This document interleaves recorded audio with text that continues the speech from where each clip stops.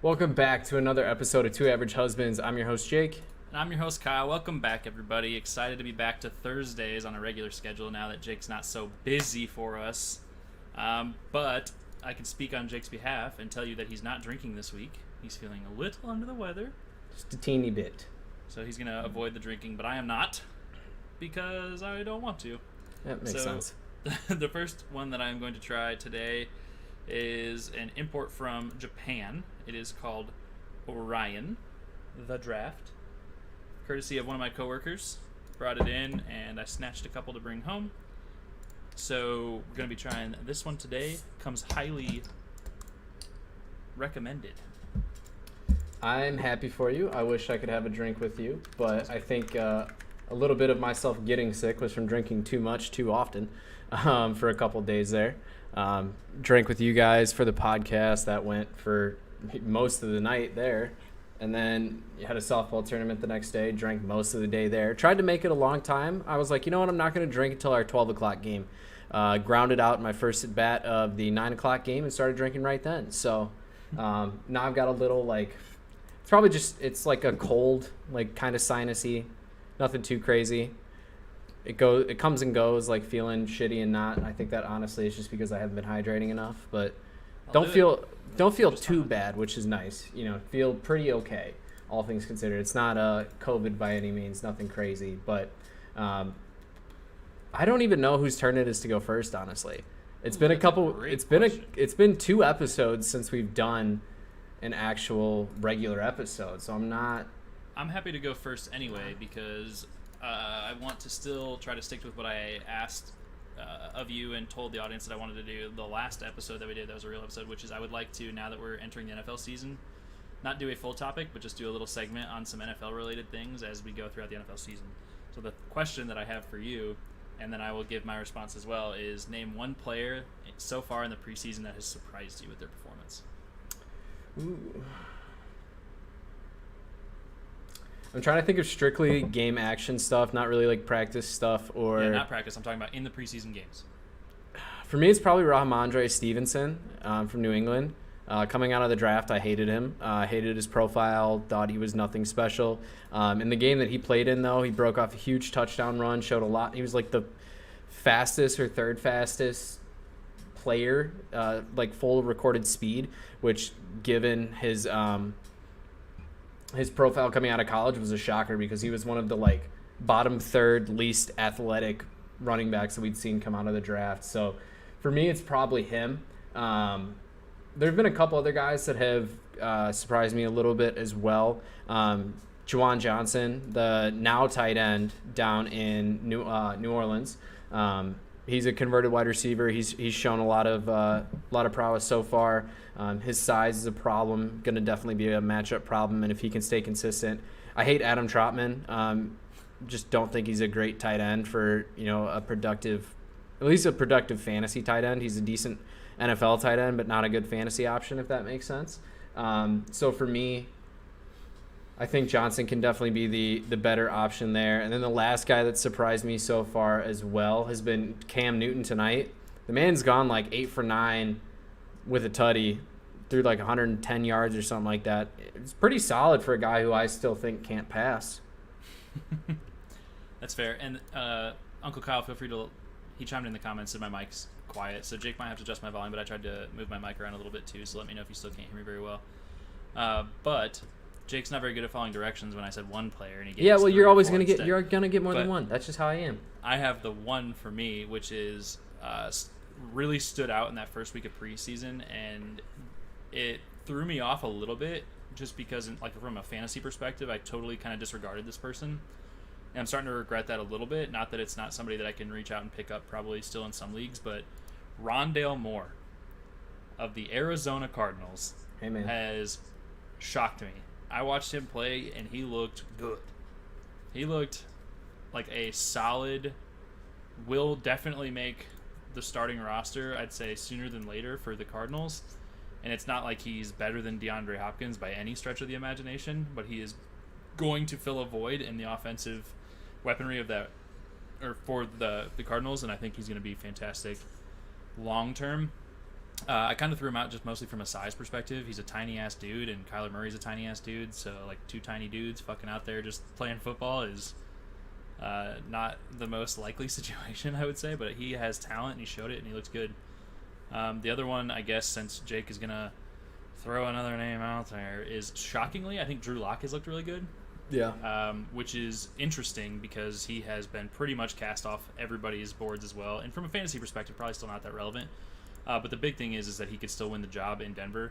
Not that it's more of his job to lose rather than his job to win. So as long as he continues to play well in the preseason, I think Teddy is going to sit as the backup. So good for him. And I do have him on a couple leagues as dynasty leagues as kind of like a deep roster option. So happy to see that he's doing a little bit better this year, at least in the preseason. We'll see how that goes when he starts playing against like true starters in the real season. But I had Javonte Williams is my third since you gave three. Javonte Williams looked really good too in the first preseason game that he had.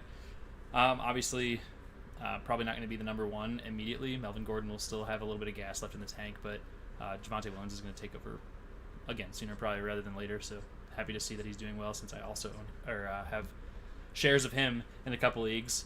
Shout out to the video or the tweet Jake sent out about that guy that hates it when people say shares. I don't know if that was satire or not, but either way, that was the dumbest fucking video that I've ever seen. Like, the argument that he was making too is like, you're not in finance. It's like, bitch, I'm investing money in my fantasy leagues.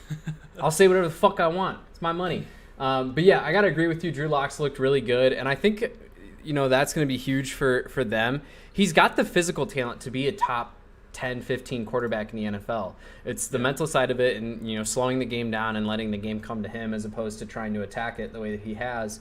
And I think one of their beat writers put it kind of well when it was talking about kind of how practice was going early on, essentially. And it's like, the difference between Drew and Teddy was that Drew was understanding the concepts, running the plays they were supposed to be run, and was just occasionally missing a target or the ball would hit the ground, whatever. Whereas Teddy was completing every single pass that he threw, but never actually running the play it was supposed to be, like the way it was supposed to be run, like never hitting the 1 or 2 option, like hitting the checkdowns, hitting the 4th option in there. And, I think, it really is going to come down to, if they want to win games and want to really take a chance at winning games, I think they have to start Drew. And I think Teddy is a solid option where if it's not working, you can throw him out there. We've seen Teddy be fine. You know what his ceiling is. His ceiling is an Andy Dalton type. He's going to get 500 quarterback, maybe a couple games over. Whereas Drew Lock, if Drew Lock hits, you're looking at a legitimate chance to win that division. Yeah, I think based on what you said, you might be a little higher on possibility with Drew Lock than I am right now. I think the improvement shows, and the improvement's great. I don't know that he's going to shock and surprise this year during the regular season, but maybe he does, and maybe I'm completely out to lunch. But I think there is a good chance that he is kind of a 500 quarterback this year as well, which is... He has the weapons, though, that can make that, like you said, a couple games over, and potentially I could see that leading to a division win, but I'm not sold on that yet. Yeah, I think physically speaking, Drew Lock's, he's got the better arm. He's the faster of the 2 quarterbacks at this point in their career. Like, just physically speaking, we know Drew Lock can make the throws. It's just a matter of mentally making the right decisions, which he showed pretty well down the last half of, the end of last season. Hopefully that can go, translate into a good start here. But with their wide receiver core healthy, if their offensive line stays healthy, with that offense can be very, very good, even with just an average quarterback there. And that defense is projected to be one of the best in football. Yep. If he hits in an even slightly above average fashion, like Joe Flacco won a fucking Super Bowl. Like, there's no reason that Drew Lock can't. Speaking of Surtain, which everybody kept calling him Surtain. Am I just wrong? I always thought it was Surtain, but I could be wrong. During the game, they kept saying Surtain, and it was actually driving me nuts because I was like, "You're wrong," but maybe I am. I don't know. Somebody can chime in and let me know. Either way, Surtain and Micah Parsons both look really good in the preseason too. And I know people are like, "Oh, Micah Parsons recovered 1 fumble in like that game with the Steelers," and everyone's like, "That's not representative of him as like a performer," but he looked good in both those games. So it is pronounced Surtain, so we have been saying it incorrectly. I kind of hate that, but sorry, Surtain. I will pronounce your name correctly now. Hey, I will fully admit there are some names that I struggle with. Albert Alphabet, he's one of them. If you know what I'm talking about, you'll know what I'm talking about. If you don't know what I'm talking about, then figure it out. Look at some tight ends around the league. But yeah, I mean, I'm just ready for regular season football. That being said, Yes. me being me, I'm in another fantasy draft. Tried to get Kyle into it. He would not Out. join. Out. I felt like it was going to be free cash for the both of us, but hey, it is what it is. Can't do it, man. I think you can. Can't. I think I'm in too many leagues already this year. you're in like 4. More than that, but that's okay. You're in like 5. I'm in like, if you count best ball, I'm in like 50 plus leagues. So, that is absurd. well, for best ball, my argument is I just draft. That's it. Yeah, I just guess. draft. And if I draft well, I win money. If I don't draft well, I lose money. It is what it is. But like, you don't set your lineups or anything week to week, so you just draft a roster and then you forget about it. And a lot of that I do as like almost like a mock draft kind of thing, just with like some incentive to it. Just that's kind of fair. see where players are going, especially for like with redraft season coming up. I did a bunch of them. That being said, too, draft strategies are a little bit different in best ball. I don't do best ball. I've never done best ball, but I've read a little bit about draft strategies, and I feel like people are a little different about the way that they draft in those leagues. So mock drafting in a best ball in order to get yourself prepared for a redraft might not be the best methodology, but My argument is I use it as kind of a basis up until round like 7 or 8, just because in those rounds people are drafting typically the best talents. It's later on in the draft where you start to get the guys like people reaching a little bit for a Mike Williams type who's a deep ball guy who could go off, or a MVS, that kind of thing. That typically doesn't happen until later in drafts, and I've found that the strategy of using best ball as kind of a mock draft scenario has worked well for me. That's what I did a lot last year as well, and I had a lot of success with that. So I think I think there's some benefit to it. It's obviously not following it to a T, but it also just kind of keeps you fresh being in drafts and kind of keeps you hot a little bit. yeah, that's fair. But that's all I got. That's our little NFL segment to start off the podcast. I just want to, like I said, we're both big into football. Jake might eventually branch off and do a fantasy football podcast again too. But in the meantime, I want to at least dabble into the football realm while we're in the season and leading up to it. So we'll probably continue to do that just for a few minutes at the beginning of every podcast during the NFL season. Definitely. All right. You want me to go first, or you want to go first? I will let you go first since I just did that. Wow. See, if I would have known that, I'd have just done the football segment myself. Well, beat you to it. You're welcome. So, okay, I've actually got a pretty decent topic, and it's one that you and I had kind of discussed before. But what do you feel is the biggest glaring issue right now with video games in general? Be that, specifically, I'm thinking of the genre of like the battle royale games. We're seeing a lot of people switch, a lot of big streamers anyway are switching over from Warzone into Apex just due to all of the issues that have been going on with Warzone. I feel like there's been a lot of hope in the last 7-8 hours since they did the reveal for Call of Duty Vanguard, where they're announcing a new map for Warzone as well as an anti-cheat. But even myself, I've kind of gone away from Warzone and I'm starting to play Apex a lot more. Why do you think that a lot of people are going away from it, and what's kind of keeping you so into Warzone as opposed to some other BRs? Yeah, that's a good question. I think to focus on battle royale specifically, right, and to meet the intent, I think, of your question, I would have to say that I think the thing that drives people away from Call of Duty specifically is their lack of an anti-cheat, which, like you said, is being addressed in the next update, or the new version of Warzone, whatever you want to call it. That's supposed to be today, wasn't it? Like the launch was supposed to be today, I thought? Yeah, it happened today. Well, it's not the launch, but the trailer, like the trailer Okay, event. yeah. I haven't looked at it at all yet, so I can't really speak to that. But I think the refusal to address that problem leading up to this point in time is what has driven a lot of people away.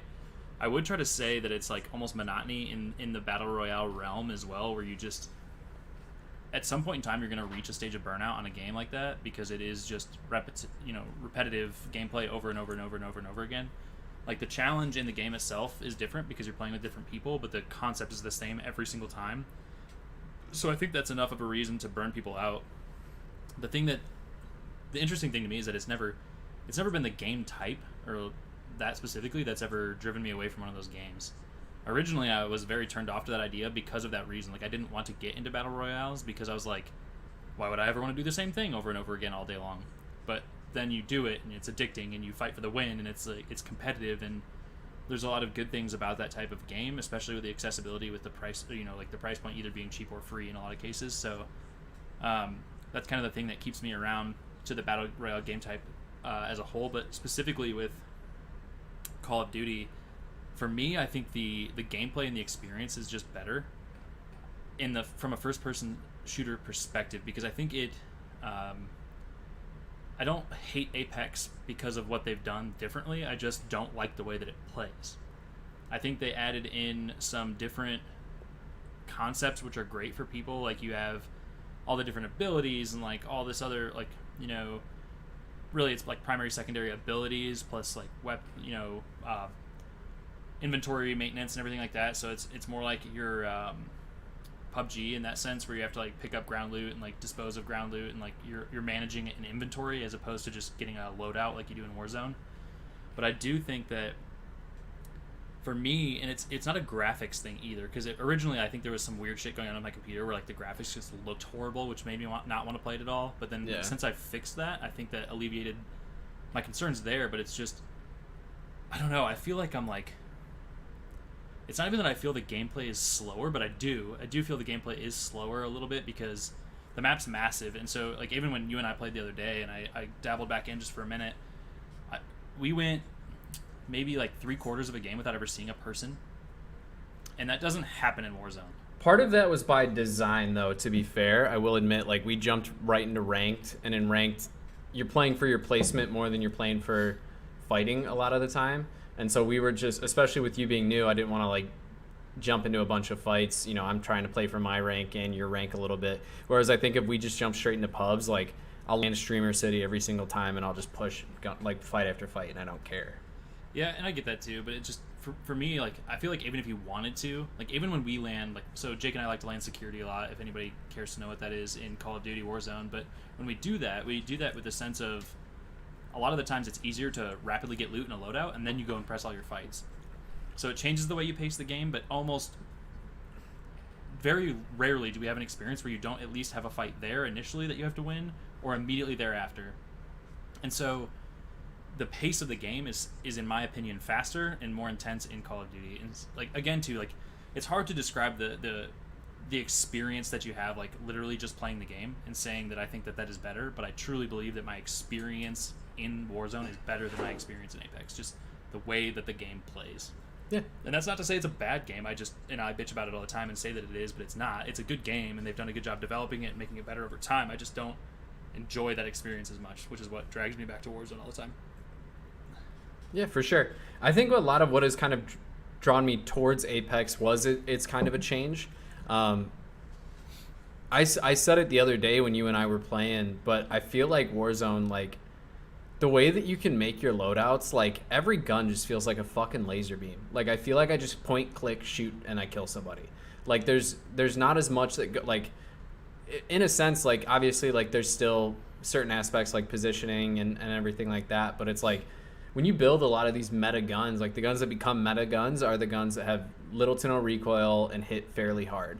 And that's just, it seems like to me, every single gun that you can build, like all of the ARs that everybody runs, all the SMGs, like, they all just feel like they have little to no recoil that you ever have to deal with. And whereas Apex, the guns inherently operate differently, and you have to kind of pick and choose the drawbacks of a lot of guns. Like, in Warzone, I can run a Grau, and I can just hit fire with a Grau up close, and I'm probably going to get the kill. Whereas in Apex, like, some of the guns are very clearly meant to be long-range guns, and if you try and use them close range, you're putting yourself at a severe disadvantage. Whereas and vice versa, where if you pick up like an R99, like, you can't treat an R99 like an AR. Whereas in Warzone, I can pick up a lot of these SMGs, and they're just as good as ARs. Yes and no. That, again, too, like, range is a factor in both of those games. Up close, yeah, I'd say that like that you could use probably an AR. More, I would reverse that statement, and so you could use an AR more similar to an SMG close range as opposed to the opposite, because you don't really have that many like good long range SMGs in my opinion. But that's not like it's not something to sit and like argue over. But the thing is like in Apex, and I think this is part of the experience of play, right? So in Apex, every single ground gun has no attachments, right? I mean, correct me if I'm wrong, but I'm pretty sure that's correct, right? So you don't get attachments as opposed to Call of Duty where your ground loot even already has attachments, and some of them are like really good. So that has changed the experience of the game. And in Apex, you don't go get loadouts, like you build your gun, right? Like so I said, it's inventory management, it's weapon management, it's attachment management, and it's just that is a different experience than Call of Duty. Because if Call of Duty made it so every single ground gun didn't have an attachment at all, it would probably be a more similar experience to Apex, where you're trying to have where you're not going to have laser beams on every single gun, because all of the guns that are standard use guns and all of the loadouts in Warzone are laser beams or low recoil weapons because of the fact that they have been built that way intentionally. If you just had every single gun iron sight, no attachment, it would not be the same experience that it is with the way that it is. So I get what you're saying. I've just kind of accepted that as a fact of the game. Like you have your metas exist, and it exists in Apex too, but you just have to like work your way to that. Like there are certain guns in that game that are better than others, and especially with certain attachments, and people are going to go seek those out and try to build those. It's just a different experience to try to build those rather than just get money to buy it. You know what I mean? I just feel like with Apex, like you can make pretty much any gun viable. Like outside of a couple of the pistols and like the Mozambique, like if you have most of the guns with a couple decent attachments, like you can make everything fine. But I do admit that I do like that aspect of looting and having to improve your weapons as it goes along, as opposed to just hit a scab, hit 3 chests. Oh, we got a loadout now. Yeah, dude. I get that. And then with Apex, I also love the fact that they have a rank system. Like I love playing for a rank, and that's maybe just something that I've always enjoyed. Like I used to be the guy who would like always try and hit 10th prestige in Call of Duties. In Counter-Strike, I was always playing for a rank, so I think in this game I really like playing for a rank. But I also like the abilities that happen in Apex because it makes you play a little bit more strategically. Like you can play the game 4 different ways depending on just the comp of your team alone. Like you can play super aggressive, you can play a more passive long-range game, you can play kind of a mix of that. You can play, you can just play that around, but it's also a lot of that comes down to knowing your abilities and knowing when to use them and how to use them, which I think, is a big learning curve for a lot of people. And there's a lot of movement things that are, I'm even still learning after years of playing Apex, like new movement tactics that, people are finding every single time they can. Whereas in Call of Duty, you've got like slide canceling, but that's really all you have. The movement's not cosmic. It's pretty basic for a first-person shooter. But I will say that like perks and why am I blanking and equipment. Perks and equipment make a similar factor. Like it's not necessarily like attached to a certain character, but it is attached to like the personality of who you play with. Like our team, for right? sure. Like when you and I play together, you have a different method that you play in Call of Duty than I do. Like you are better at like sniping, right? For example, way better than I am. So like you might pick up a sniper and be effective in there, so you can handle like the long range while I handle like the mid to short.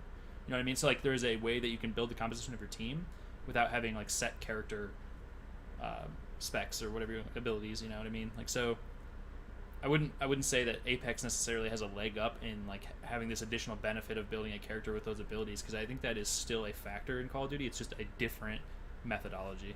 Yeah, I agree. I just think with the abilities, like you're adding something else to the game, like as opposed to just play style. Like for example, the new character that they put out, Seer, he's got some abilities that a lot of people are considered to be very overpowered right now, but it's also about how you use those abilities. Like just because I'm a sniper and you can play a little bit more of a close quarter game, at least that's just how we tend to play, just because of just the way that we play Rebirth typically. I can definitely just grab an AR and an SMG and run around and do everything else too. We just typically do that because it provides like a balance. Like in Apex, you don't necessarily need that balance. Like you could have a guy like Seer where it's one of the few characters in the game where I really feel like I can like solo an entire team just because of how effective the abilities can be. But also if you have a guy on your team playing that character who uses the abilities poorly, like your whole team kind of has to adjust that. Like if I'm bad at sniping in Warzone, I just drop like if I'm missing my shots, I just drop the sniper. I'm like, fuck it, let's just run at them. Yeah, but you can also have the people on the team that are bad at sniping and don't drop the sniper. You know what I mean? So like, Yeah, there's but talent compensation there too. But yeah, I get what you're saying. it's like in Apex, like you have to wait till the next game to kind of correct that if that player's bad. Like whereas here, in Warzone, it can be corrected in the blink of an eye. Yeah, that's true. I will say that is why I enjoyed Overwatch a lot. Yeah. Like the character profiles in Overwatch, similar to Apex, right? Like you have certain abilities and certain teams that are like the meta rather than the weapons, right? So you have like healer builds plus your healer tank. Yeah, like goat comps. You had the goat comp, and you had other builds. Yeah, so there's metas in that sense too, and I do enjoy like the concept of adjusting to different abilities and getting better with some of those too. I think there's a place for that. Like I said, from a battle royale perspective, I prefer Warzone. I don't know. I guess it is personal preference. It's truly at the end of the day, because a lot of the rest of this is there are some fact-based things in the way that the games play, but I think at the end of the day, it's just here's the facts about each one and which is your personal preference in the way that you play, and that's why Warzone drags me back because I like the way that it plays. Yeah, I think Warzone offers you a more, I'll say, traditional battle royale experience where it's very point, click, run, go. Whereas Apex gives you the rank system and has the abilities. I definitely, it's like the closest thing you can get, I guess, to like an Overwatch battle royale. So I think like obviously they offer two different experiences, which is why I still enjoy both games. Like as much as I like to rage about Warzone, I think a lot of that's just burnout. Like we played it so much for so long that I think I just needed like the mental break that Apex gives me. But I'm still going to convince you to play Apex more because it's a great game, and it's not a bad game. I'm still going to play a shit ton of Warzone with it, but that's what we like to hear. Speaking of randomly to cap this one off, I think an Overwatch battle royale would be kind of fun. That'd be sick. But also you'd have like, I feel like everybody would just play Moira, like a damage healer. I don't like. But if you think about that from the perspective of now you have like multi-team fights, like if you have a third party in the fight, like Moira is weak, right? Like she like the vulnerability of like having somebody on at a different aspect angle from Moira, like while she's trying to like that would be tough.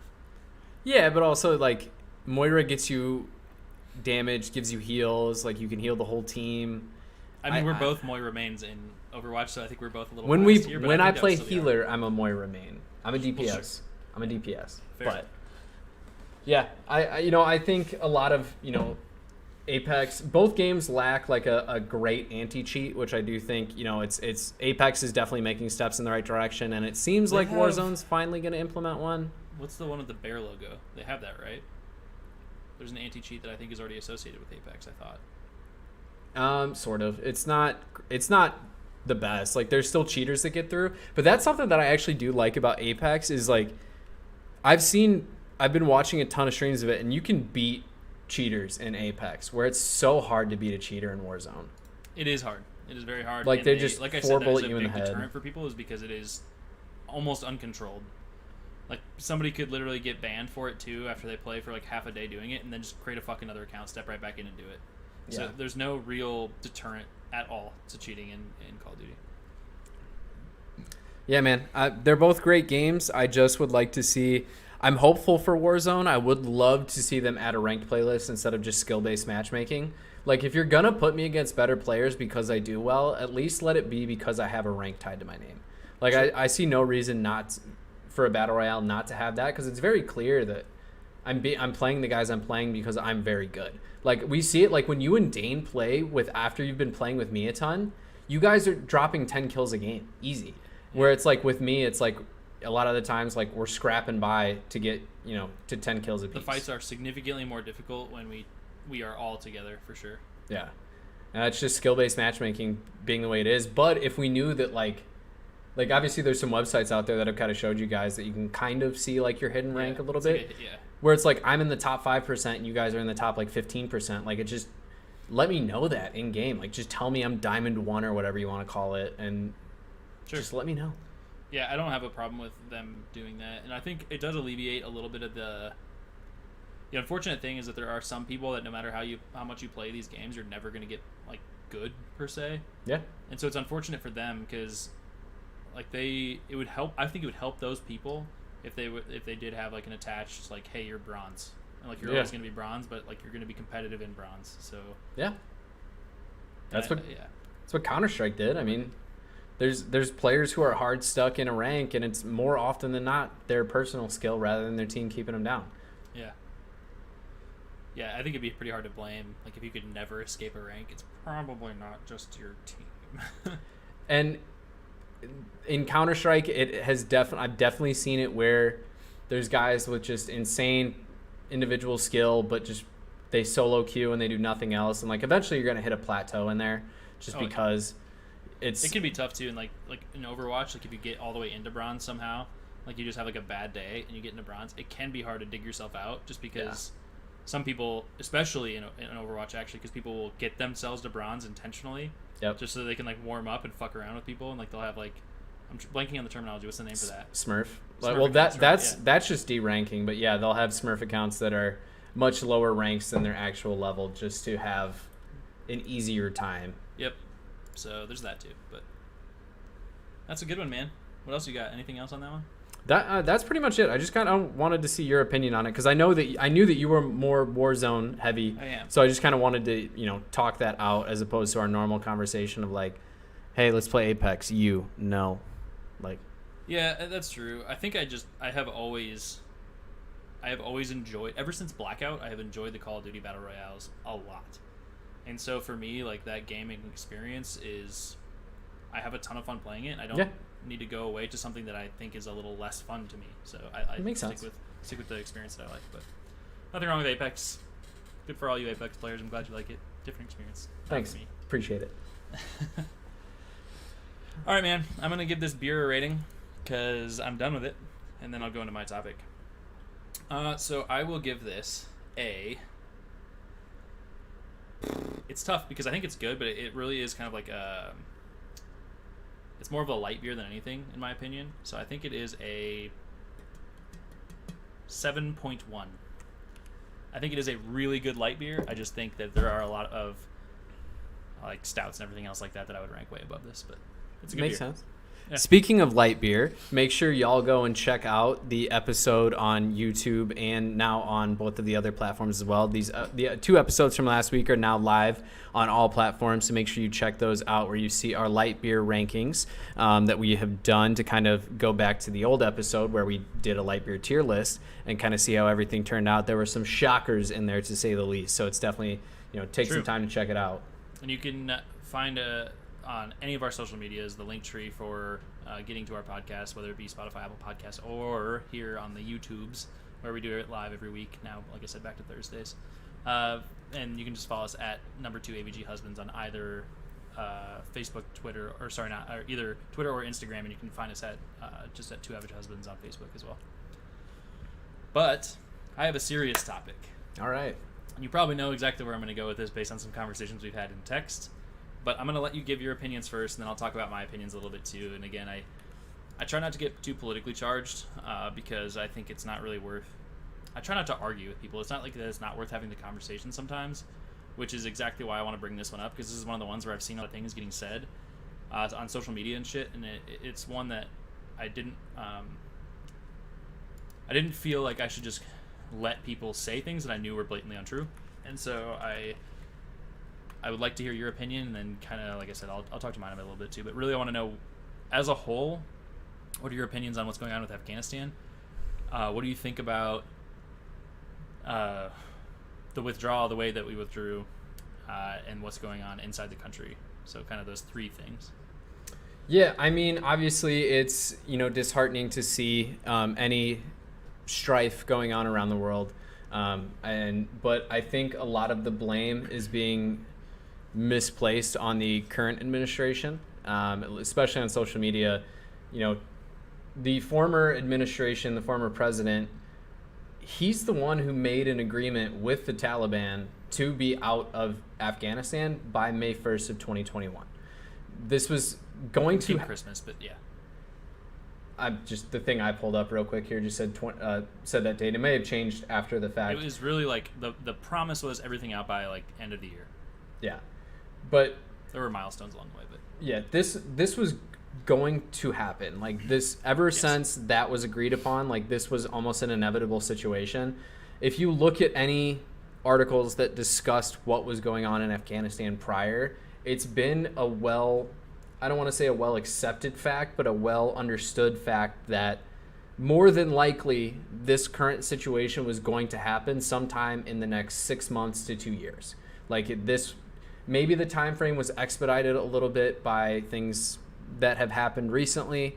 We'll never know really, but this was going to happen one way or another, and I think a lot of the blame is being falsely put on the current administration when these have been long-standing agreements from February of last year, essentially, that Taliban prisoners were going to be released. We were going to be coming back from, we were going to be pulling troops out of the country. And I think, especially, obviously, the social media world that we live in now loves to place blame on one side or another. And I think overall it's just, we should be more concerned about the Taliban and their actions as opposed to the way that our government handled leaving a country when we agreed to leave the country. Like, sure. I just the blame's just, I think, being put in the wrong direction, and there's people being held accountable, quote unquote, that shouldn't be, and there's people that aren't being held accountable that should be. Yeah. Here's the big thing, like, on the first part of my question, and that is, like, to tack onto what you said too. I think people, if you're going to be vocal about this in social media, I think you need to do your due diligence is the big recommendation that I have. And I'm not going to proclaim to be a Middle Eastern conflict expert. I don't think that I am.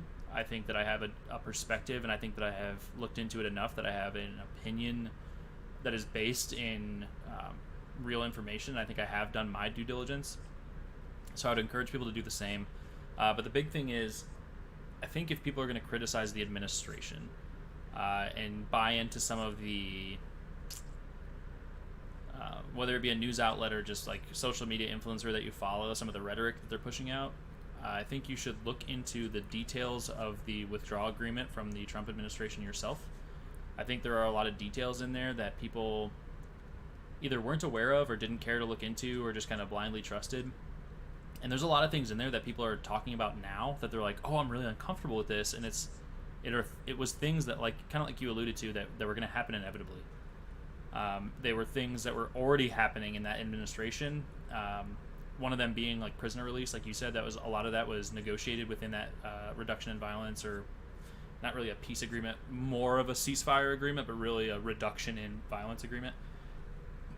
And I say that because there was still fighting going on in the country after that, what everybody likes to refer to as like a peace agreement, but it wasn't truly a peace agreement. It was we want to pave the way to get out of the Middle East, and in order to do that, we need to see progress in terms of cooperation within the country, right? We weren't going to leave it in a state that we were afraid that people were going to just be in an immediate state of war. That being said, I think it was an inevitability that this was going to happen. I have thought that for a long time, and I won't change my opinion really on that.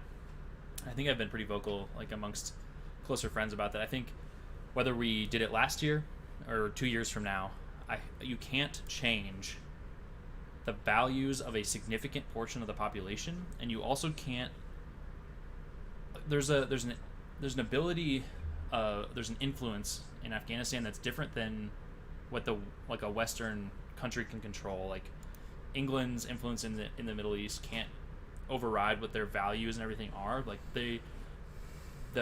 whether it be based in religion or just like from birth values, like their values are different than ours a lot of the time. Yeah. Not always, but in a lot of cases they are.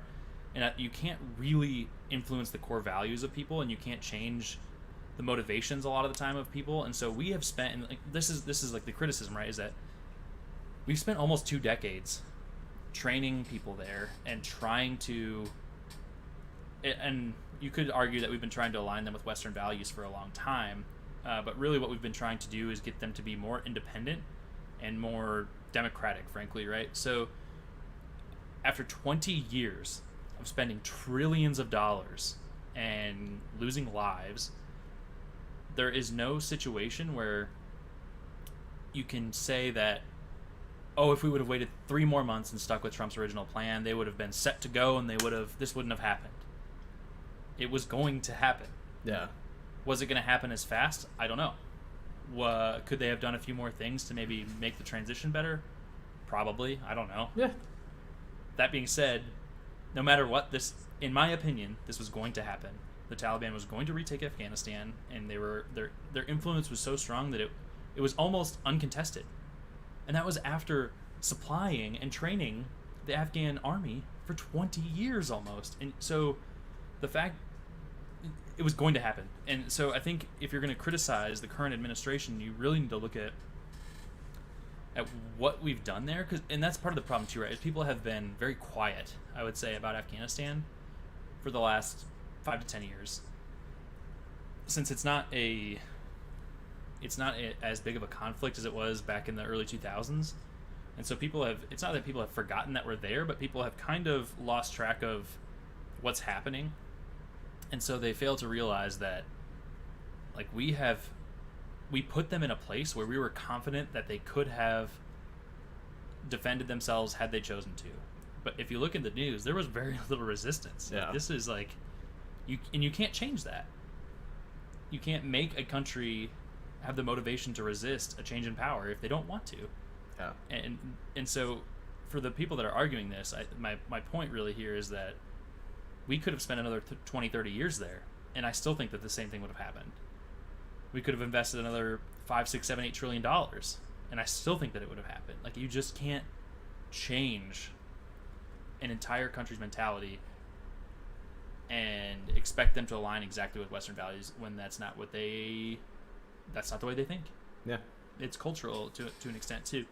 And so, I don't know, it just bothers me when I see all these people like making this so political and acting like they are so informed, and just because they see a couple of, you know, rhetoric posts on the internet that are like, fuck the Democrats, they're ruining this country, or like, fuck this administration, they've made decisions that are gonna ruin Afghanistan, or, you know, fuck the way that they handle this because there's gonna be all these refugees now. And it's like, yeah, it's horrible, I agree with you, but that doesn't mean that us staying there longer and investing more money, costing more lives, and taking more lives would have helped. It probably wouldn't, and we're doing what we can. I think they do realize that it was hasty, and they're trying to do what they can to get refugees out. But my last kind of comment on the first part of this is really, if you are a person that was pro-Muslim ban, I don't want to hear it. I don't want to hear anything about it. Just don't even talk about it. Because if I look back on your Twitter and I see that you said something about ban the Muslims, I'm going to, first of all, fuck you, you're a terrible person. But second of all, you better not be now saying, oh, these poor people from Afghanistan, we need to help them, because the next sentence that you should have better be, I want these people to come to America as refugees so we can help them. And then the next thing that you should do is go back and delete your old fucking shitty tweets about how you supported a Muslim ban, because I don't want to fucking hear it. Yeah, I think so. Looking at this article that I pulled up, which is from factcheck.org, pretty reputable source, and it's got kind of a timeline of everything. Like, I think the right, the far right, the alt right, whatever you want to call them, who have been very critical of the more left leaning or left side, they're critical at the speed at which we pulled our troops out of Afghanistan, and they're saying we did it too quickly and blah blah blah blah blah. Only after 20 years.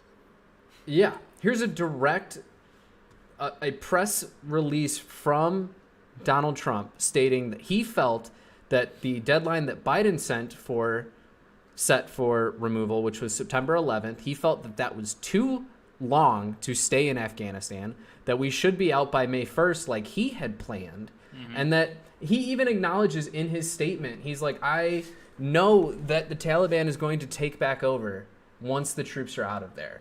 But if we stay there for, we've been there for 21 years. If we keep staying there, we're going to be there for another 50. Mm-hmm. So you can't be so critical of the current administration when the former, whatever you want to call him, president, their like leader in arms for a lot of people, the way that they look at him, when he was even saying we need to get out of there quicker, like, it's just crazy how quickly narratives get spun in the current world, and how incorrect those narratives constantly get proven to be. And that happens on both sides. I fully admit that it happens from the left to the right, just, I won't say just as frequently, but fairly frequently as well. And it's just kind of a proof that while we can tell people to do their own research and we can tell people to actually look into things, like so few people are going to do that. And then the research that they do look into is terrible research because they don't know where to look. Like, yeah, and a lot of it's one-sided. Like, people will they won't find a balance in the media that they're looking into. They won't, like, look at a Fox News article and also look at a CNN article or an MSNBC or whatever. It's all one way or the other, and that's guilty on both sides for sure. But one of my other uncles, not Uncle Kyle, but one of my other uncles, he put it best when he said, it's sad that to find, like, legitimate news about what's going on in the U.S. and, like, a legitimate analyst of it, you have to look outside of the U.S. Oh yeah, like you have to go to like BBC. You have to argue to be left leaning too, but that's fine. You have to look at all of these outside, like external international sources to find something that's quite frankly like unbiased. Like it's so hard to find a true unbiased source, and it's even if you go outside the U.S., it can be hard to get unbiased, but at least it's a different bias. Yeah, like at least you're seeing multiple sides of an argument. Like. Even like a left-leaning person in England is probably a different perspective than a left-leaning person in the United States. You know what I mean? Right. So like at least it's different. Yeah, it's just it like we both kind of alluded to at this point. Like this situation was going to happen no matter what, and now it's on the onus of, hey, maybe let's stop fucking fighting within our own country right now, and maybe let's just actually be willing to open our doors and help people. Like that's what the past like 4 years, 5 years at this point has been really shitty with, is it's like everybody just wants to be right and everybody wants to pick a side and just dig their haunches in and stick to that side, and they're too unwilling to be compassionate enough to care about situations going on around the world. Like you hear it all the time where it's like people say, if you don't like the US, then just leave. Well, why can't these people come from other countries? Just they don't like it, so why don't they just leave? Yeah. Real weird. Real weird how that dynamic works. Yeah, and I think it's not even that too. It's like there's a pointed effort to incite emotions from people, I would say, and like get the most I don't even know how to put it specifically, I guess, but say the most blatant thing that you can on one side or the other in order to incite a reaction on like social media, right? Like you want the Twitter like, so I need to say this thing that's going to incite a reaction from people, because it's funny when you look back, right? And I've seen the examples like memes and shit all over the internet right now of people that had said like, get us out of Afghanistan now, and then that was like 3 months ago, right? And then you see their tweet from yesterday and it's, why did we withdraw from Afghanistan so quickly? But they're just doing things because they know it's like pop words and like shit like that's going to connect with people or get people riled up or and it's silly. And that's why I said like don't see a tweet or see a something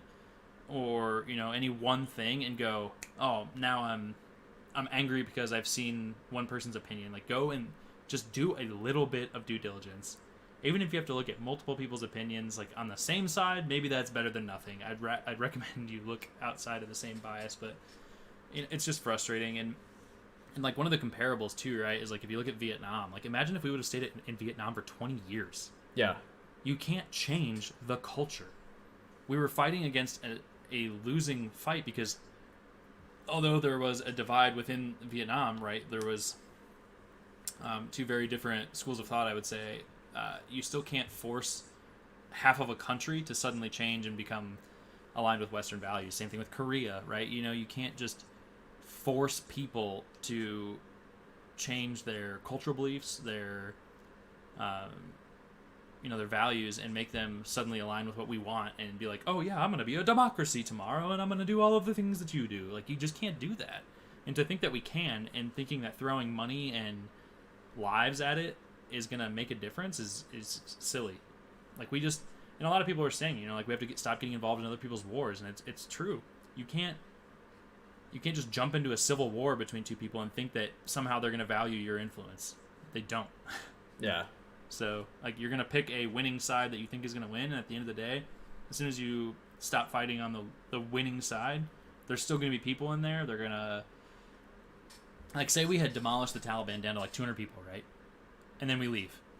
guess what they're gonna do? They're gonna recruit. Yep, and they're gonna recruit, build back up. They're gonna recruit, and they're eventually gonna go back and try to fight for what they believe in within their own country too. So Yeah. you just can't think that you can change the scope of an entire country, and it doesn't matter like the time or the money that you put into it. You can, I don't know, dude. It's different when there are different ways than throwing combat at a place to try to help.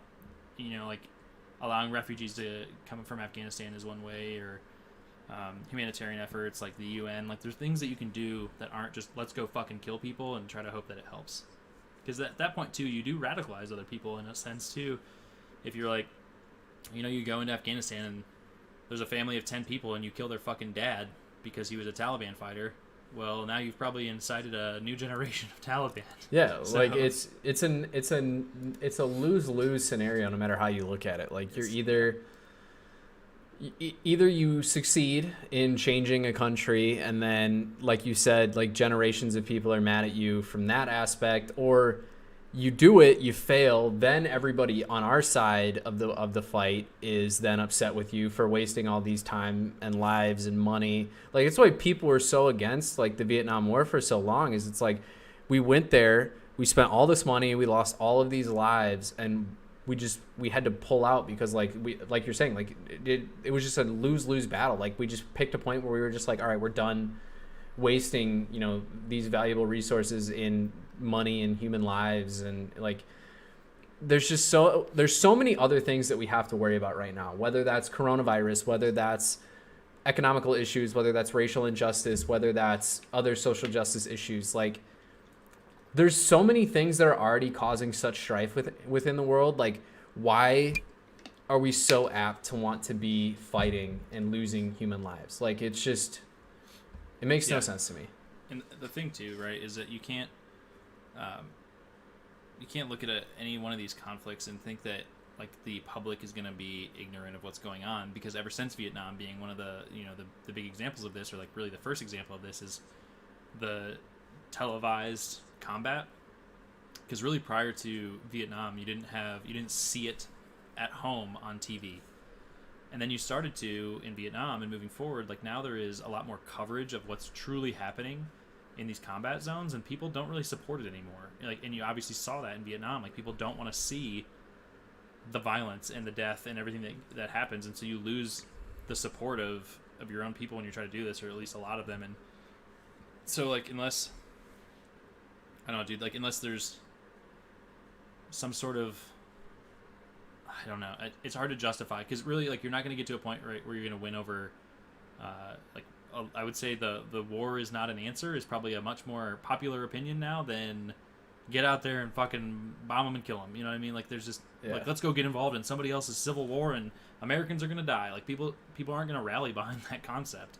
So, and it's also, you know, kind of with that concept, there's a legitimate argument to be made that at any given point in time, if the United States wanted to wipe pretty much every country off the face of the earth, we could. And there's a reason why we don't. Like, yeah. Because it'd be fucked up. Yeah, it'd be fucked up, but also, like, you have to consider that, like, if that happens, like, you're going to create such civil, like, even more civil strife here than already occurs. Like, it's war is always going to be a losing proposition no matter how you look at it. The only time war has ever been beneficial was the fact that like war had helped the economy after the Great Depression. Like that's really like the only benefit that's ever come out of war. And what did that cost? That cost millions and millions of human lives. Like there's no good reason to be in a war. Everybody should just live their lives, just be happy, stop focusing so much on power and all this other bullshit that doesn't matter. Like, guess what? If America's the greatest country in the face of the earth, cool. It's not going to change my day-to-day life. It's not going to change after I die. It doesn't matter what, like, where America ranked in the world. Like, it doesn't matter. It's very utopian of you, but it's just, I get what you're saying. Like, yeah, it's a more, you know, it's an extreme way to put it, but like that stuff doesn't matter. Like, I don't care if we have the biggest army. I don't care if we're the most powerful country in the entire world. Like, as long as I'm able to live my life the way that I want to live my life, and my family's healthy and my family's happy and my friends are healthy and happy, like that's really what matters to me. Like I'm never going to be an elitist who's going to be like, if you don't like America, fuck you. Like it's so dumb. Like there's so much extra bullshit that happens for no reason. And we've kind of gone way off topic at this point from the original starting topic, but I think that kind of like, it's all connected in a way, because like it starts off with all of this politicized drama that occurs, whenever anything happens across the world, and it doesn't, like, it always goes to a place that it doesn't need to go. Like there's more people who need to just focus on living their lives. And guess what? A lot of people's lives are probably going to be a lot better if they stop giving a shit that Trump lost the election, and if they stop giving a shit that Hillary lost in 2016, and if they stop giving a shit that fucking John McCain lost in 2012. Like, lives are going to be so much better if you let politics be what it is. Like, we already know what it is. We already know how it's going to work. Like, care about the election, cool. And then once it's done, you're not going to go back in time. You can't go back in time and change it. So just accept what's going on, live your life the way that you need to live it right now, and just be happy. Yeah, I agree with you, and you're kind of dabbling towards another topic that I have for a different time. But the big thing is like formulate your own opinions, do some research, do due diligence, and don't just take a high rhetoric or an inflammatory post off of anything and let it immediately influence your emotions, because you need to do some critical thinking and figure out your own opinions rather than just react. And I think that's important for everybody, regardless of the topic, whether it be political or otherwise. My one parting shot is for everybody that keeps saying that the Democrats are at fault for all this. I would encourage you to look back in history and look at how the Taliban visited the White House and who was in charge when that happened, and the funding of the Taliban from the United States. That's just a parting shot for those people that are very critical of the current administration. But do your due diligence there too, and understand history a little bit and what has happened in the Middle East. That's all I've got. We don't have to talk about it forever. I was just curious on your opinions, and I wanted to encourage people to think before they react. Yeah, I think that's the key takeaway here. Like, every fact that I pulled up about who essentially was originally leading this charge out of Afghanistan was a very quick Google search. It didn't take a lot of time. It's a reputable source. It's a source that I know to be just very non-biased. Like, there's a lot of ways that this could go down, and people are just choosing to go about it all the wrong way. So like Kyle's saying, just like, do your due diligence and just understand what you're looking at before you take it as fact. Yep. I'm going to dabble into my second beer. I forgot to crack it before that topic. Probably good. It was a serious topic.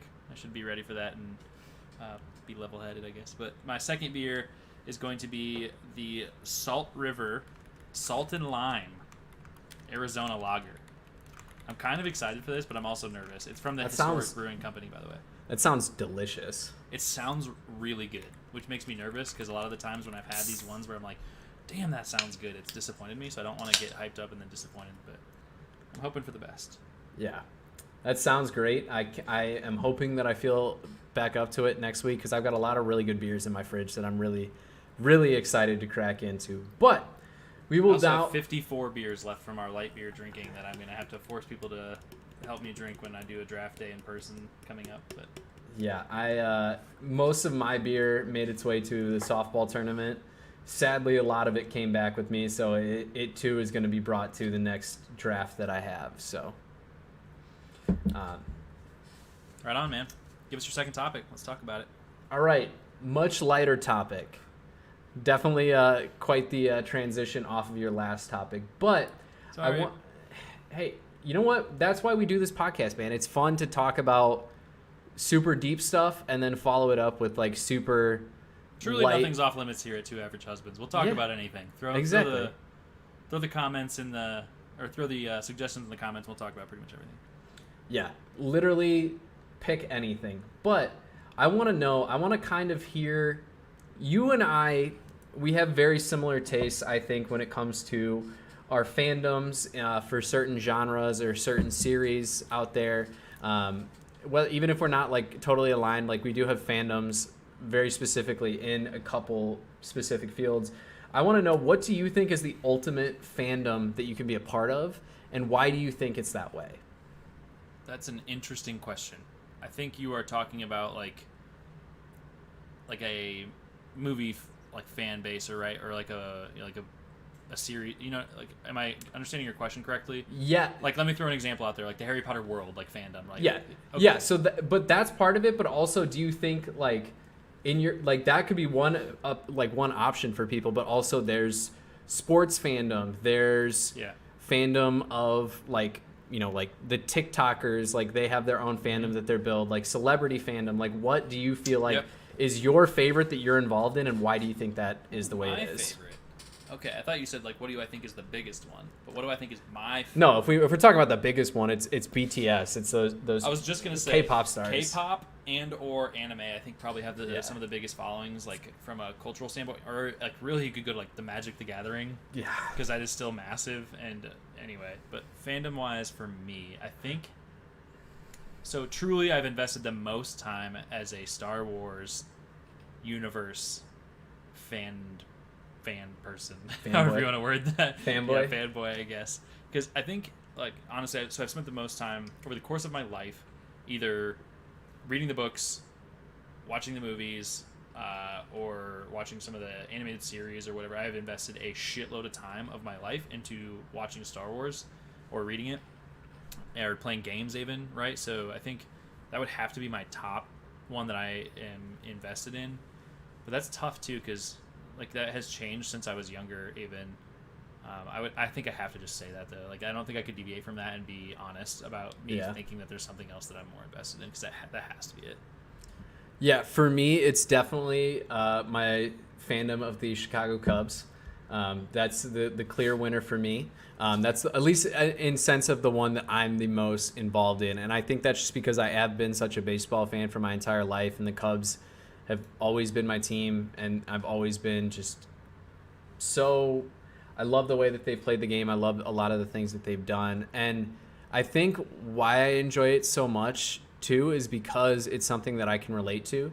Like, while I can relate a lot to movie fandom and music fandom and video games and anime and all of these other topics, like I am so heavily involved in a lot of them. When it comes to like my sports fandom, like I played this sport basically daily for 15 years of my life. And I think like just because of that, like I connect so much into it. Like I listen to music every single day, but I listen to so many different genres. I watch movies and TV all the time, but I'm constantly switching around. Like, if a Cubs game is on, that's the game I want to watch. Like, and I think that that's been hard for me to beat. Like, everything else, my interests have kind of always jumped around, but like that's the one that's truly never even slightly faded. Yeah, that's kind of what I'm saying with Star Wars too. Is like there are times when I'm like, I haven't watched Star Wars in a while, or I haven't read a Star Wars book, but at the same time, that's the one I go back to. Right. Which is why I say that's the primary one for me. Because like video games, right? Like I play video games all the time. The specific game that I'm playing changes, so I wouldn't like. That's why I say like categorically, like my fandom of video games is a little bit too broad to say that is like my biggest fandom thing. Like, I enjoy playing them, but you also don't I can be very specific about Star Wars. Like I also think like you have to think of like the whole like fanboy, girling aspect of it, however you want to say that, where it's like you can get so enamored with like things that they do. Like, you have a Star Wars tattoo. Like, you don't have a Call of Duty tattoo. You don't have a tattoo of your computer. You don't have an Xbox tattoo or a PlayStation tattoo. Like, You don't? Yeah, that's true.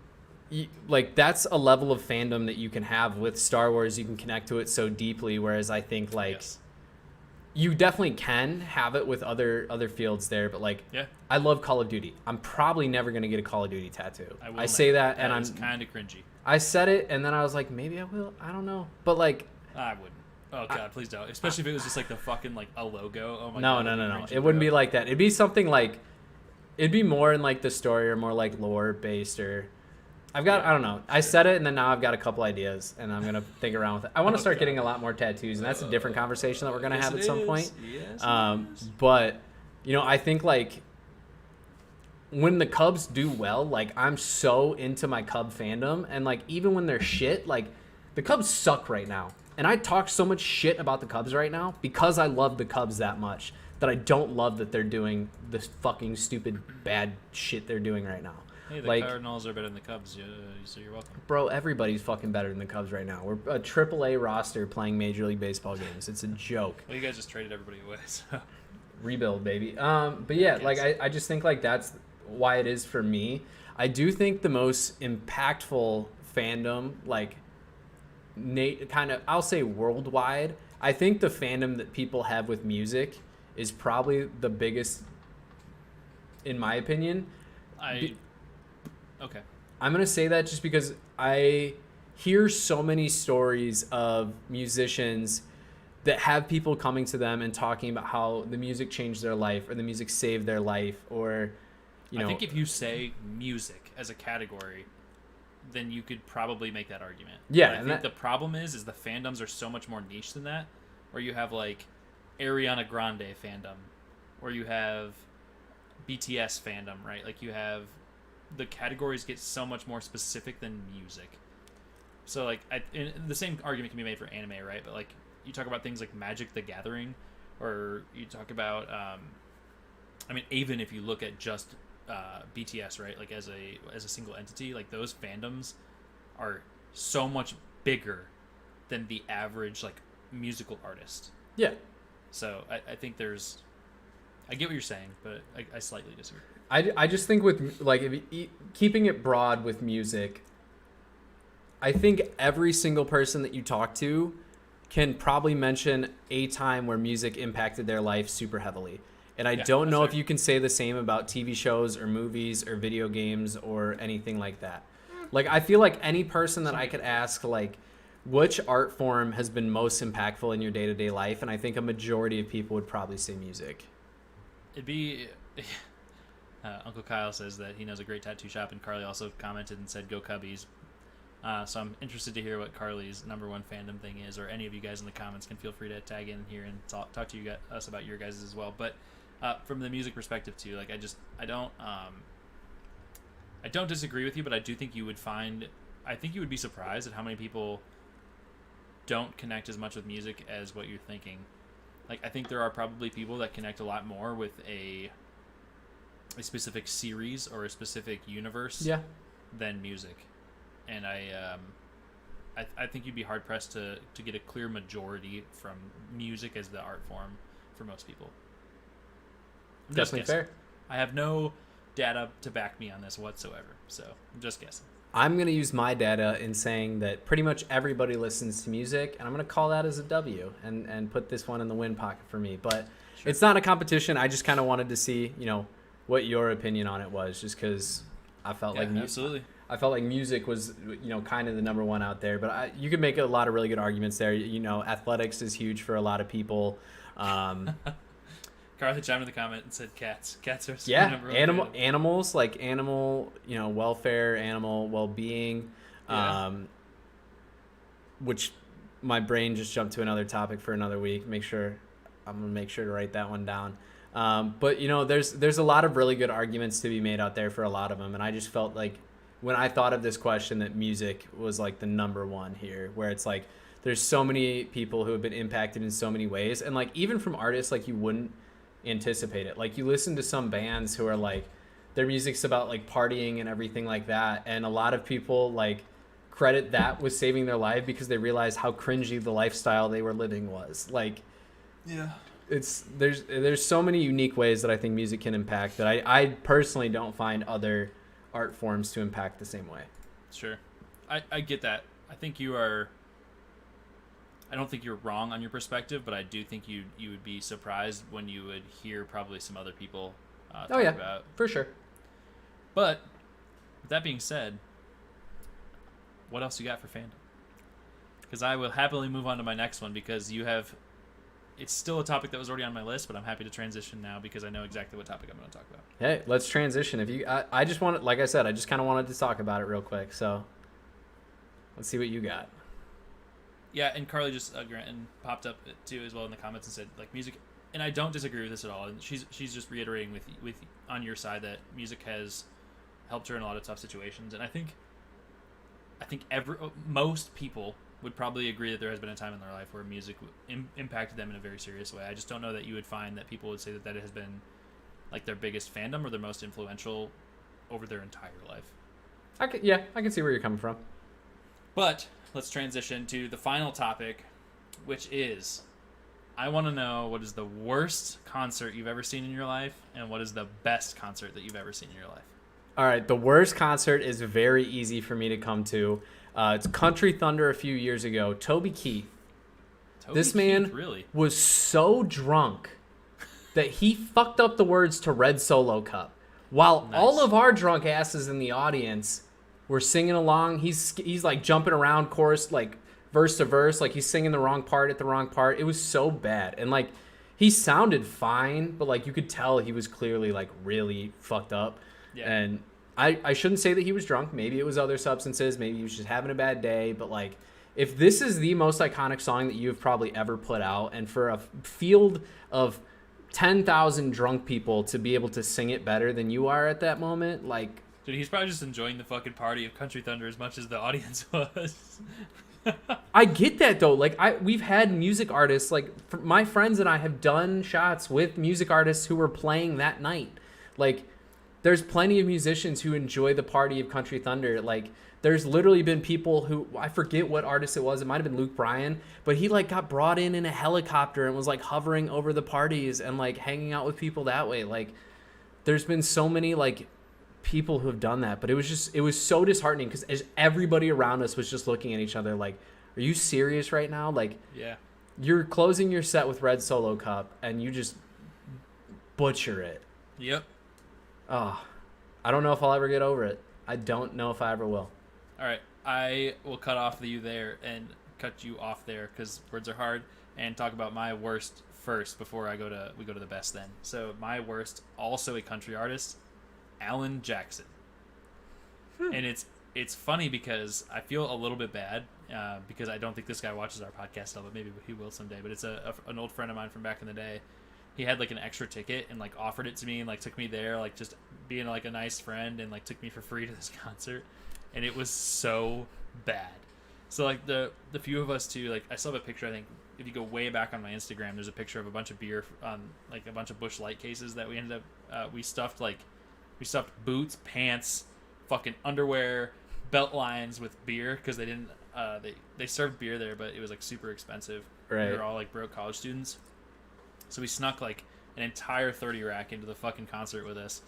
And we were all sitting there drinking, like, ready to have a good time, like, super excited. And Alan Jackson just sat on a fucking, like, wooden stool on the stage the whole time. It was just, like, it just seemed like he didn't want to be there. Yeah. It was, like...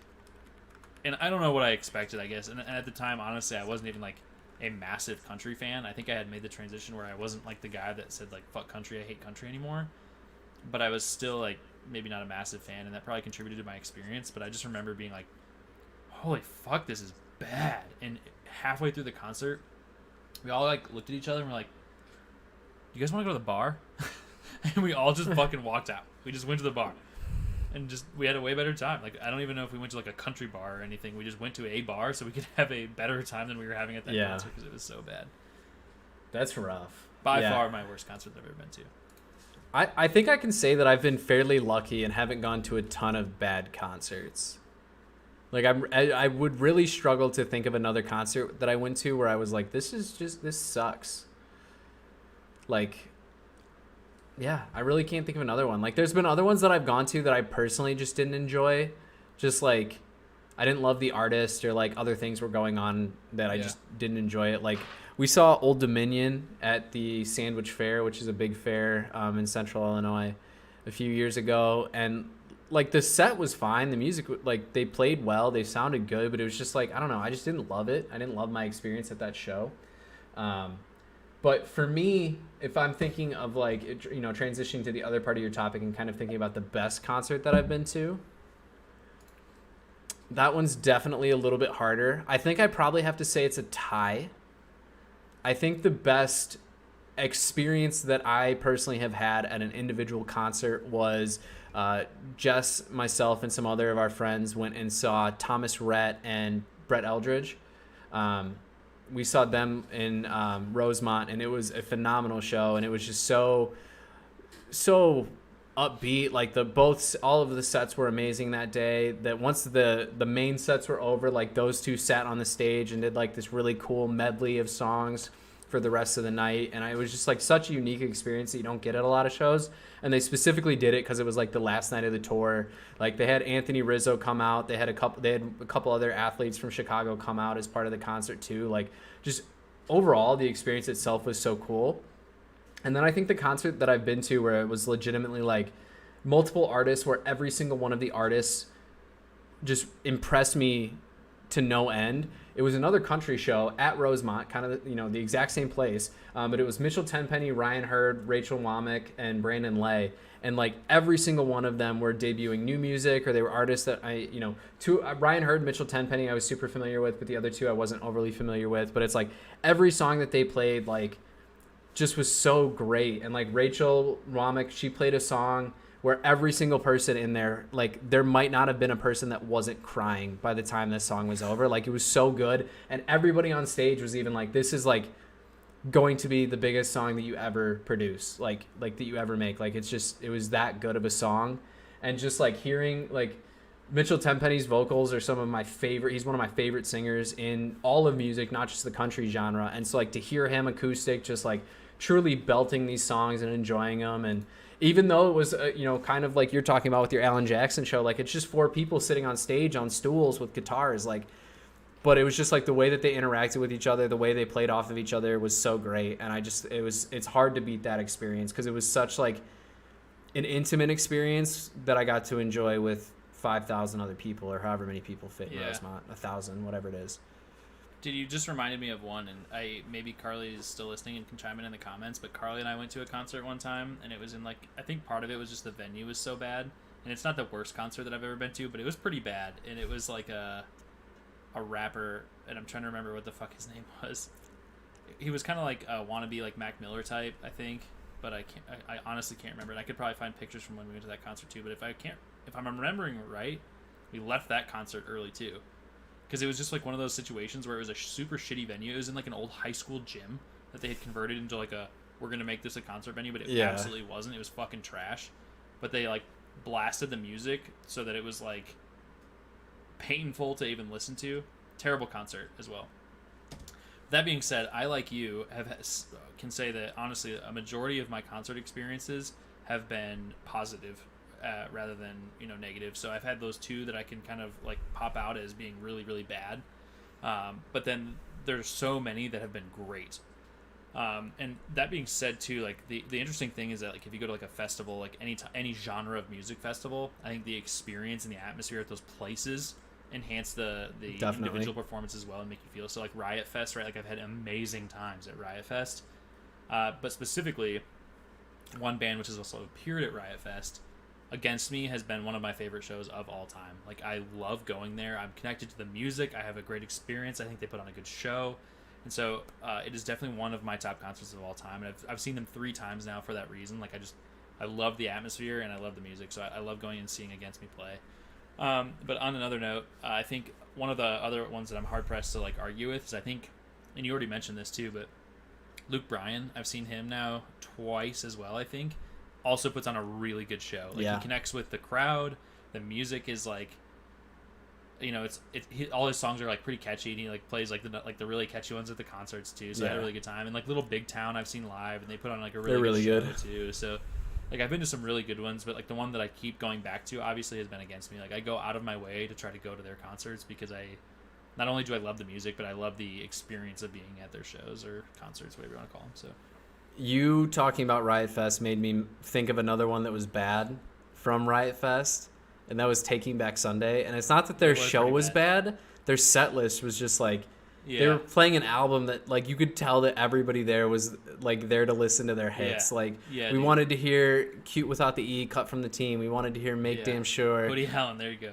I like Hoodie Allen. I've seen him before, and it was good. We obviously paid to go to a concert because we thought Hoodie Allen would be good, and it was so bad. I'm gonna blame it on the venue because I saw him and I thought I had a great time at his show, but yeah, that was just a bad Taking Back Sunday set. But I have so many honorable mentions of like really, really good shows that I've been to, like My uncle was the tour manager of Bowling for Soup for a long time, so Yeah, you I've seen them a few times, and they've always put on really good shows. Kind of the same thing. They connect with the crowd. They know what songs the crowd wants to hear, and they play to that very Dude, well. the Village people put on a better show at fucking Riot Fest. They Fucking did. Taking Back Sunday. They did. That's not even a joke, which is the crazy part. Like that's just so true. Yeah. Bowling for Soup's always been good. I've seen Drake a couple times. He puts on really good shows. A lot of the country artists do. I mean, Thomas Rhett always is a great show. Jess went to one. I can kind of speak on her behalf, which was Dylan Scott, another country artist. You may be familiar with him. You may not be. I'd have to see some songs or hear some songs to. The name doesn't pop off the page to me. But he was just on stage and was just saying like the douchiest things, and Jess was like, "This was so bad." Like, I forget. I wish I remembered what song it was, but there's a song where it was like, I don't know. He made like the line in the song about him and just said it in like the cringiest way possible. It was just really bad. But also that show was where she got introduced to Hardy, who's one of my favorite country artists right now. So it's like there were still some benefits to that show as a whole. Just his performance was bad. Dude, one of the really good things about like festival type places too, when you go to those, is there's always downtime. Like if there's multiple stages or whatever, where there's bands that like you're like, oh, I don't really want to see any of these people, and so you just kind of like walk around and check out new bands, and like the exposure that you get sometimes introduces you some great shows as well. Like there's a recurring artist now at Riot Fest. I think we were there the first time they played there, but the band's called Radkey, and we had a ton of fun watching. Yeah, they put on a really good show. They like. There's a lot of energy with their music too, and they connected with the crowd really well. And I don't know, it was an unknown band to me at the time. The first time I saw them back in like 2012 or whatever the fuck it was, but they were a ton of fun, and we had a great time connecting with that band too. And so I think there's something to be said about, like you said, like venues can actually make or break some concerts, and they can really change the atmosphere. I think the Hoodie Allen concert would have been bad in a good venue though too, to be honest. Like that was just a really bad performance. So. Yeah. And you know what? It is that way sometimes. Like it's inevitably going to be that way. But I do agree that I think festivals are phenomenal places to discover music, which I think a lot of people don't look at them that way. Yeah. Like I think a lot of people look at festivals as like a 3 or 4 day party, which it is. Don't get me wrong. It definitely is. But like, you know, some great artists that are up and coming like end up being the openers for people. And it's like, I have no idea who this person is, and then 4 years later, it's like they're one of the biggest acts in the genre. Dude, that was one of the interesting things. One of the first concerts I ever went to was an Avenged Sevenfold Shinedown concert, and I think at the time Shinedown was opening for Avenged Sevenfold. Yeah. And I think Shinedown put on like a way better performance, and it was just like, what the fuck, like. Yeah, they were crazy. Like the biggest name in alternative rock for a few years there. Like I went to, my parents took us to. It was, I forget who the opening band was, but then it was like Five Finger Death Punch and Shinedown was the headliner. Yeah. Like, and it's just like I think Skillet might have been on that show too. Skillet is almost always touring with them, I swear. Yeah, but it was like, again, it's one of those things where it's like you think of that on paper and it's like Five Finger Death Punch, like it's a band that a lot of people think of as super cringy, and I get definitely where people are coming from with that, but it's like, they put on a damn good show live where it's almost like you don't care that it's kind of cringy. It's funny that you bring them up specifically because when I was working at a bar in college one time, one of my buddies, my buddy Ryan, I was with him. We were just having some drinks one night. I was off that night.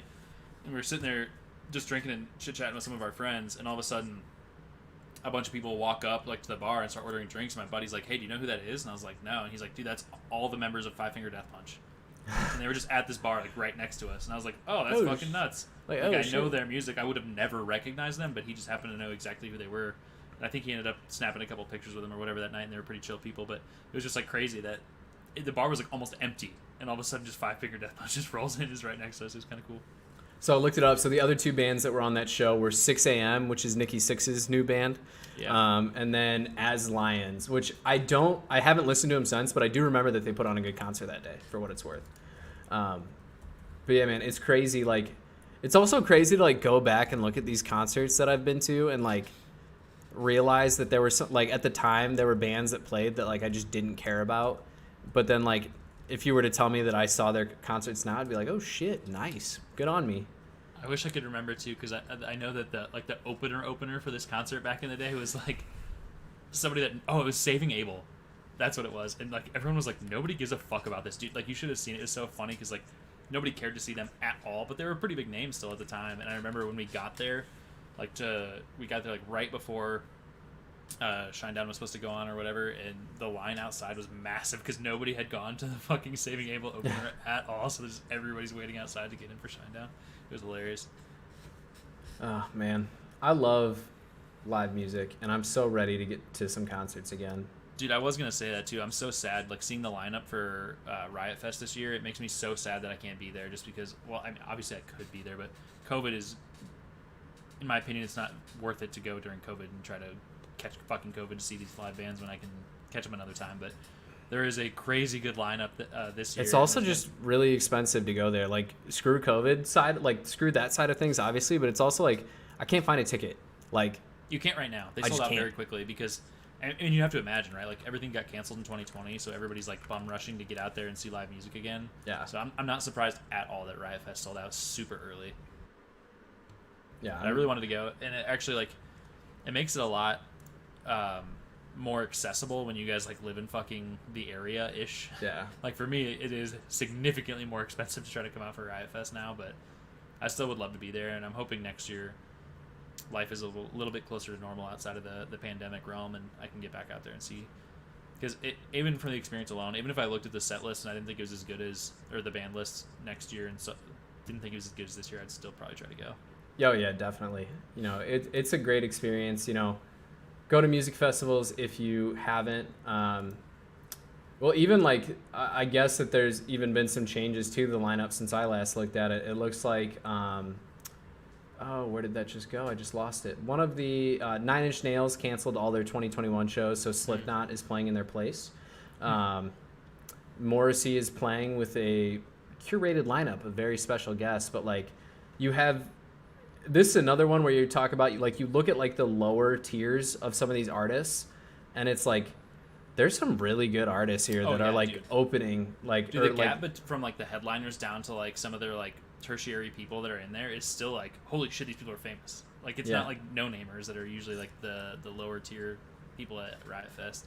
Yeah, I mean so my genre sees some of the, like or like my music fandom to go back to that like sees some of these bands that are like you're saying like just lower on the tier list, like 4 Year Strong being on like the fourth set of music on the Saturday of those dates. Like you have 303, like Kenny Hoopla, like there's so many good artists on these festivals. So Living Color, like I didn't even know they were still around. Like, and the big news is eventually post-COVID, Jake Dane and I are all going to get together and go to Arizona Country Thunder. Yes, and we have are. a great time at that music festival too. We are going to die. It's going to be so much fun. We're going to die. It's going to be great. I say Jake, Dane, and I, but all the spouses will be there too. So we'll have a ton of fun with everybody, and we're going to have a great time. Yeah, that'll be a fun little party for us. Yes, it will. Hopefully Dane is willing to trek all the way down here with the camper or something so we can fucking have like a stable place to like shower and shit. Otherwise, it's going to be a fucking nightmare. Hey, just pour a bunch of water in a garbage bag, poke some holes in it, you're good to go. Yeah, that was our first few years at Country Thunder, man. You just got to get by. Yeah, it's true. Make it happen.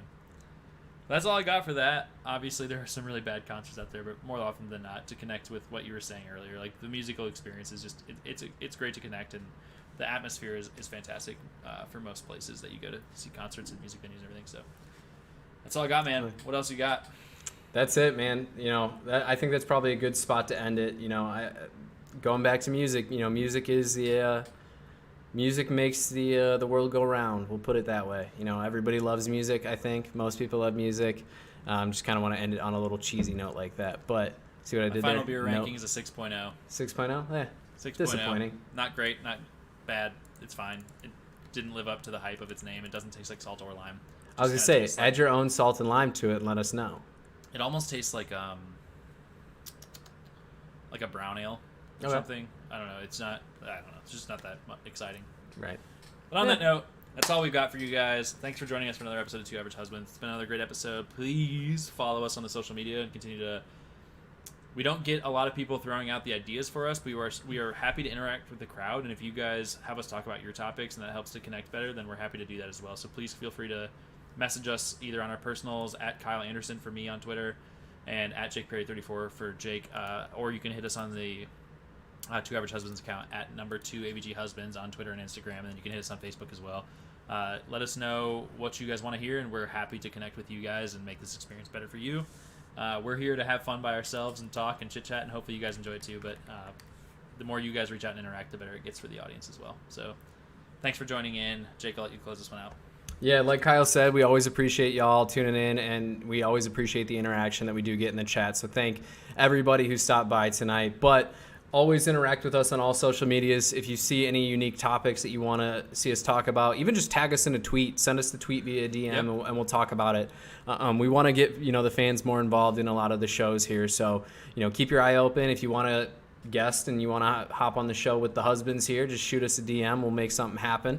But thank everybody for tuning in. We always appreciate the support, and we will see you guys next week. Peace.